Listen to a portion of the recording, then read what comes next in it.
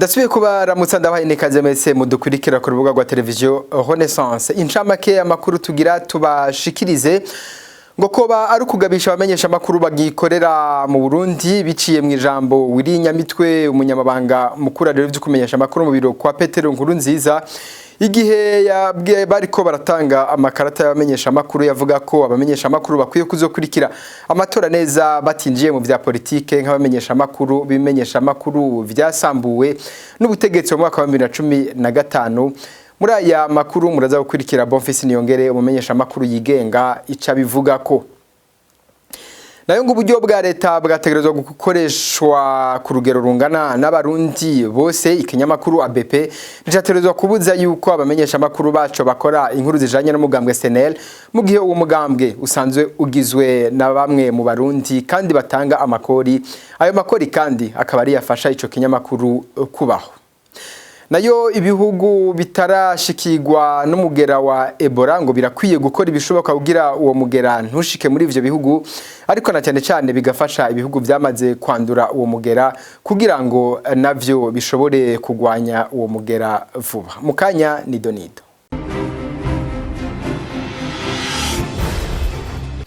Dasubiye kubaha ikaze. Uburyo bwa leta ntibushobora kugenegwa igice kimwe c'abanyagihugu mu gufata ingingo yo kubuza abamenyesha amakuru biteranakarizo ry'amakuru ABP kudakora inkuru zijanye n'umugambwe SNL wa Gatogwasa. Umuyobozi mukuru wa ABP yaribagiye ko abanywanyi b'uwo mugambwe ari abanyagihugu nk'abandi nabo batanga amakori atuma ico kinyamakuru ABP kibaho. Ivyo bikavugwa na Alexandre Niyunge karongoye sendika y'abamenyesha amakuru mu Burundi IBG, yongera akavuga ko iyo ngingo yarenze amategeko. Alexandre Niyunge ko yaramutumira mu kiganiro Club de la Presse cyo kuri uyu wa gatanu cyashikirijwe na mugenzi wacu Patrick Mitabaro wa Radio Inzamba.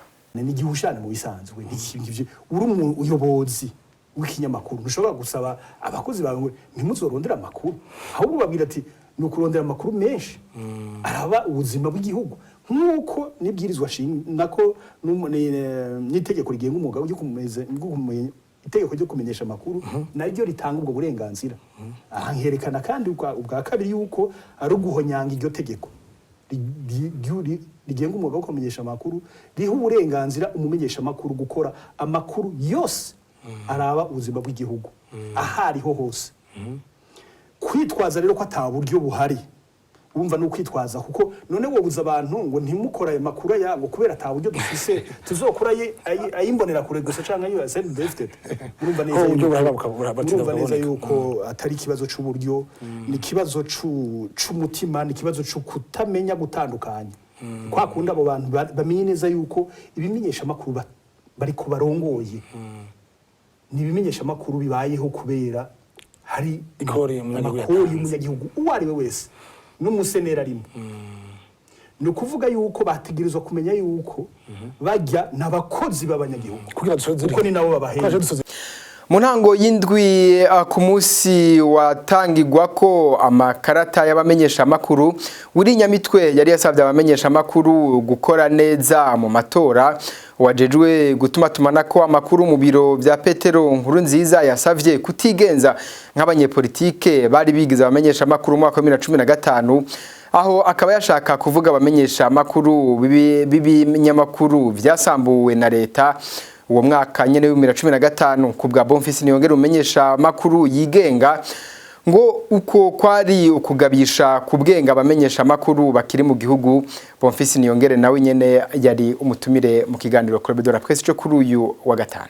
Nakantu yagobetsemo nakantu yagororeyemwo uwumva yumve ni karatije kugira ngo muzoze mukore ivy'amatora ariko ntimuyakore nk'abanyamwuga, mukore nkuko twe tubikeneye ko mubikora. Nimwabikora ukundi ariko ntiyabitomoye uko arazi ngene azobitomora. Nimwabikora ukundi muzokwibonera ko muzobona nka bimwe babona abo turiko turavuga ko bahindutse abanyepolitike bo mu mwaka wa 2015. Ni nkebuzo yabahaye ahubwo babaye ati mukumbure mukore ivyo tushaka, ivyo tudashaka mu binume, hanyuma nimwagira ivyo tudashaka mukagira ico mubivuga ko tuzobashira natwe namwe mu ruhande wabo tuvuga ko batakira amenyesha amakuru ahubwo ari abanyepolitiki bambaye umwuga bikitse inyuma y'umwuga kumenyesha amakuru.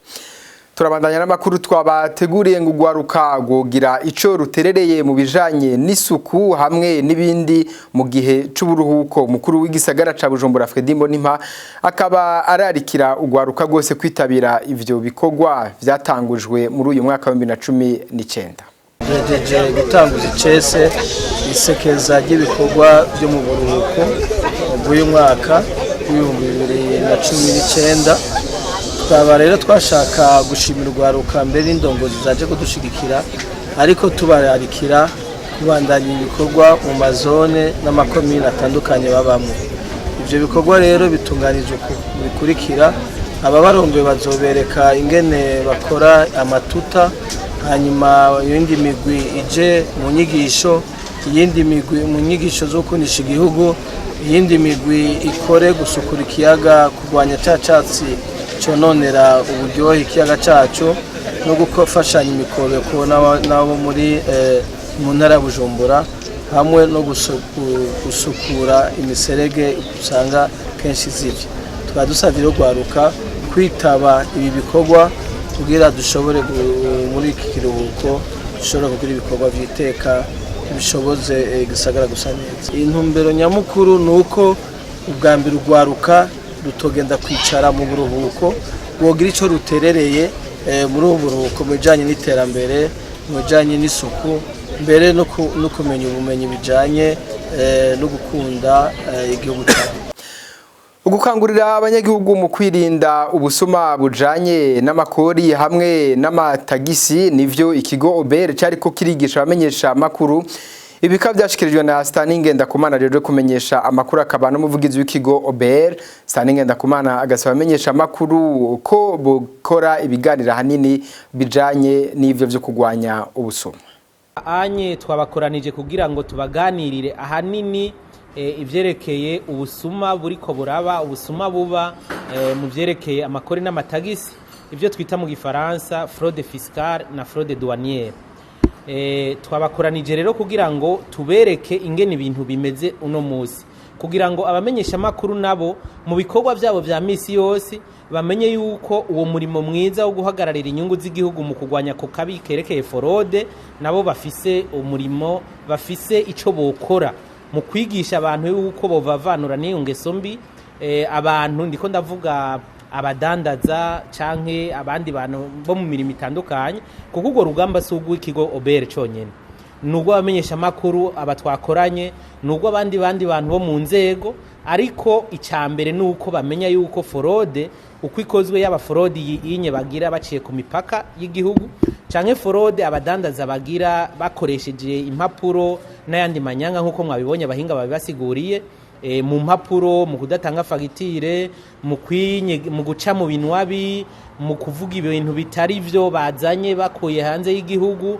No kuvuga ivyo vyose abamenyesha makuru bamenye ko arakabikabishe gafise ingaruka mbi ku gihugu, kugira ngo abantu abadandaza bavavanure navyo, kuko batavavanuye navyo urumva ibihano mwavyiboneye, ni bihano bihanitse, ni bihano bituma abantu bahomba. Nuko rero kugira ngo dukore neza abamenyesha makuru baciye ko bagwiza ibiganiro bijanye no kwigisha abadandaza kuvavanura n'izo ngeso mbi za fraude. Mu nama nshingamateka naho ibikorwa by'iyo nama nshingamateka byo mu mwaka wa 2019 bizokwisunga integuro z'amategeko zizotunganywa na leta zikazoca zirungikirwa mu nama nshingamateka. Integuro z'amategeko zigera kuri 9 akaba arizo zigiye kwigwa ko muri uyu mwaka. Ivyo bikaba byashikirijwe na Pascal Nyabenda kuri uyu wa kane aho yari karugurura ibikorwa by'inama nshingamateka byo mu mwaka wa 2019. L'Assemblée nationale compte poursuivre ses activités de vote des lois.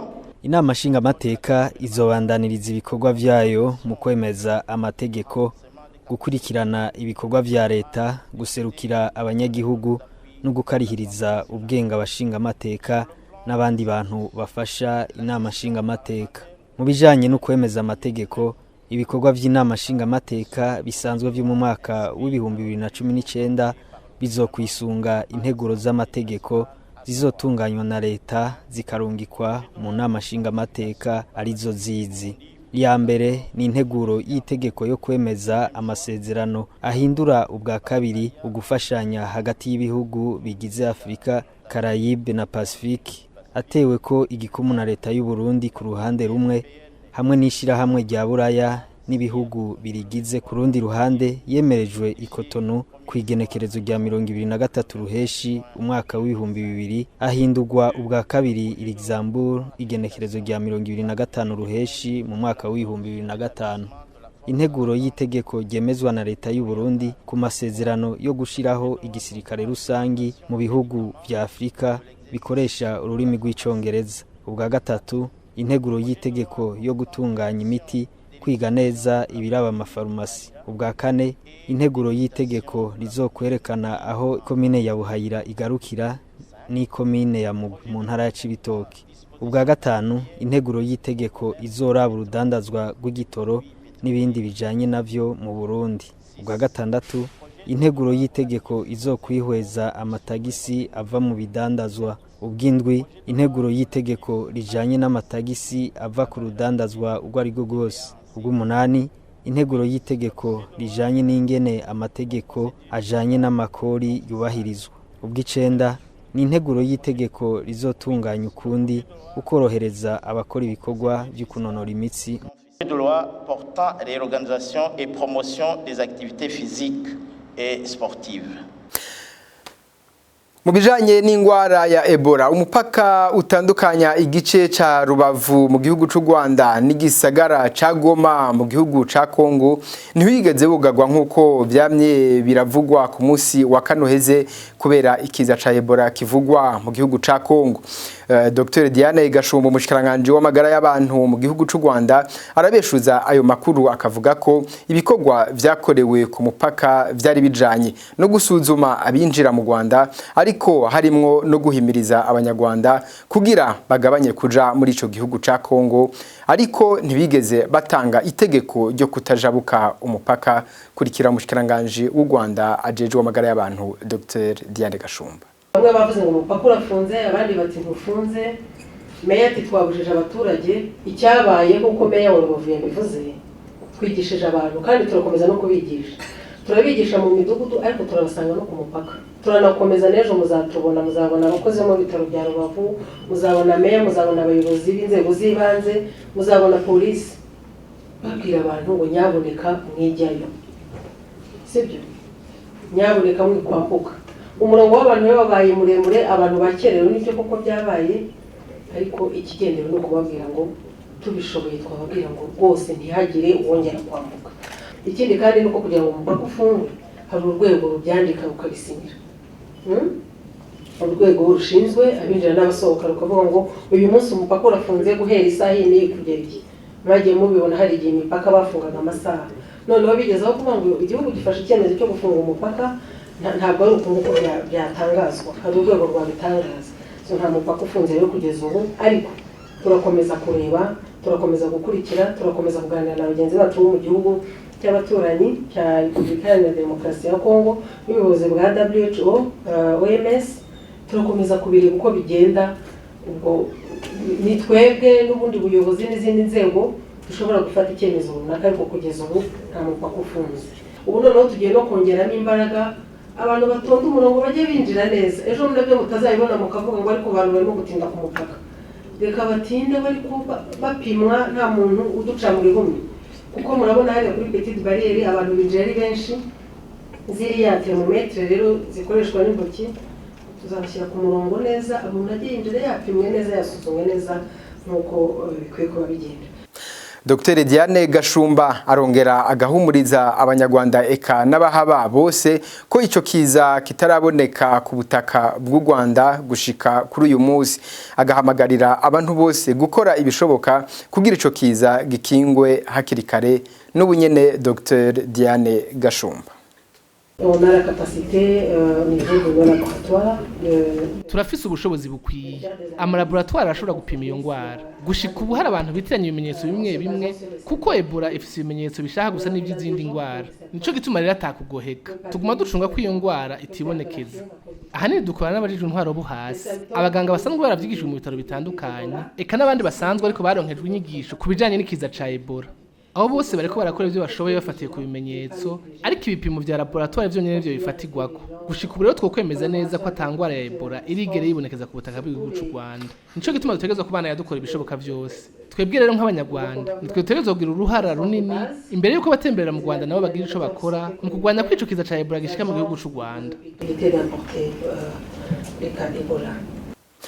Nino kuri aka kamo k'umushikiranganje w'u Rwanda ajejwe amagara y'abantu tusozereye ko amakuru turateye kubashikiriza turabashimye mwese mwafashe umwanya wo kudukurikira naho kwisango rizokurikira mugire weekend nziza.